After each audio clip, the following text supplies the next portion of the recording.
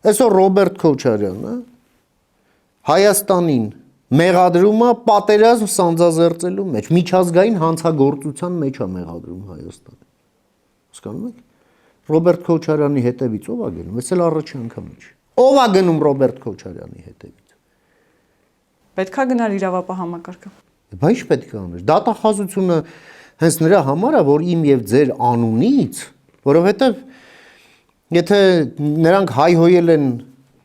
Ալեն Սիմոնյանին, Ռոբերտ Քոչարյանը ամենօրյա ռեժիմով իր քաղաքականության մեջ գտնվել է, դա հայհոյանքա բոլորիս հասցեին։ Դրա տերը, եթե դատախազությունը չի, մենք չենք դատախազության համար հարկեր վճարում, կարող եք ինձ բացատրել։ Պետության շահերը պաշտպանում է դատախազությունը։ Հասարակության շահերը այդ պաշտպանում է, այո, դատախազությունը, հա։ Հանրային հայց է ներկայացնում։ Բա գնացեք ներկայացրեք։